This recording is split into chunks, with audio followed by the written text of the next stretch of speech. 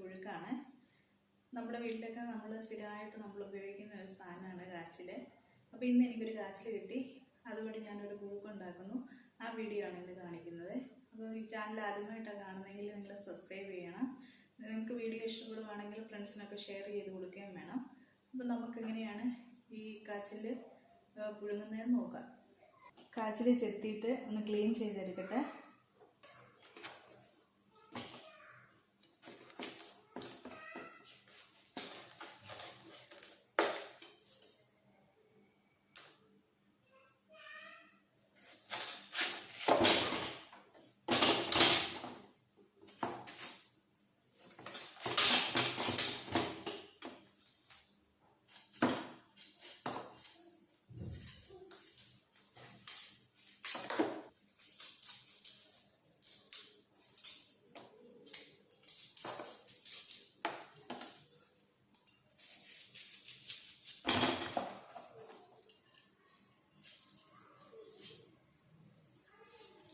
നമുക്കൊരു 2 പീസായിട്ട് മുറിക്കാം.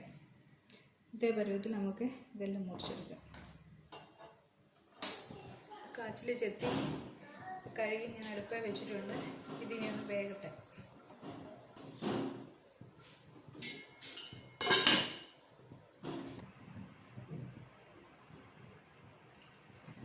ഇപ്പോൾ കാച്ചിൽ നമ്മൾ അടുപ്പേ വെച്ചിട്ട് ഒരു 10 മിനിറ്റോളമായി.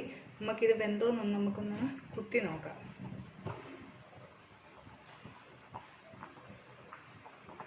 ഇത് നല്ലതായിട്ട് വെന്തിട്ടുണ്ട്. നമുക്കിത് വെള്ളം വാലാൻ വെക്കാം.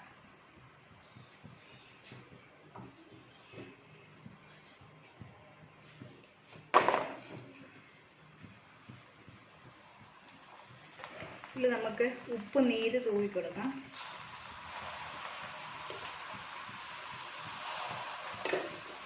എന്നിട്ട് ഇതൊന്ന് ഇളക്കിയിട്ട്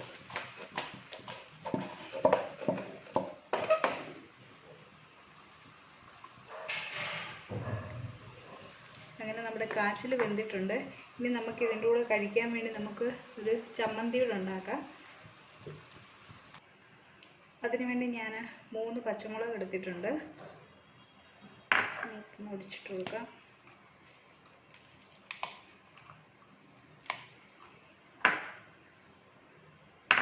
അഞ്ച് ചുവന്നുള്ളി ഇട്ട് കൊടുത്തിട്ടുണ്ട്.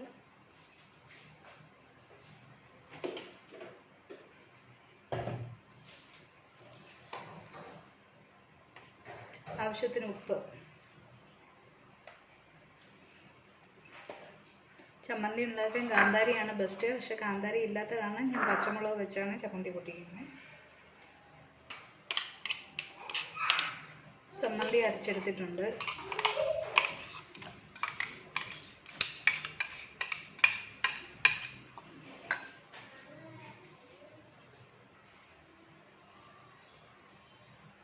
ഇതിലേക്ക് 2 സ്പൂൺ വെളിച്ചെണ്ണ ഒഴിച്ചു കൊടുക്കാം.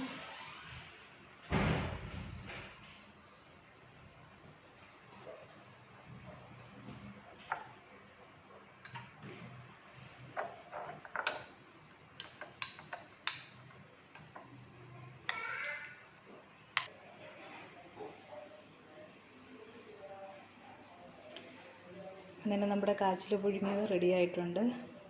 പച്ചമുളക് വെച്ച് സമ്മന്തിയുണ്ട്, തൈരുമുണ്ട്. ഈ പച്ചമുളകിനകത്ത് തൈര് ഒഴിച്ചും കഴിക്കാനൊക്കെ നല്ല ടേസ്റ്റ് ആയിരിക്കും. അപ്പോൾ നിങ്ങൾ കാച്ചിൽ കിട്ടുവാണെങ്കിൽ ഒന്ന് ട്രൈ ചെയ്ത് നോക്കൂ. വീഡിയോ ഇഷ്ടപ്പെട്ടുവാണെന്നുണ്ടെങ്കിൽ ലൈക്ക് ചെയ്യാനും ഷെയർ ചെയ്യാനും മറക്കല്ലേ. ചാനൽ സബ്സ്ക്രൈബ് ചെയ്യണം. അപ്പോൾ അടുത്ത വീഡിയോയിൽ കാണും വരെ ബൈ.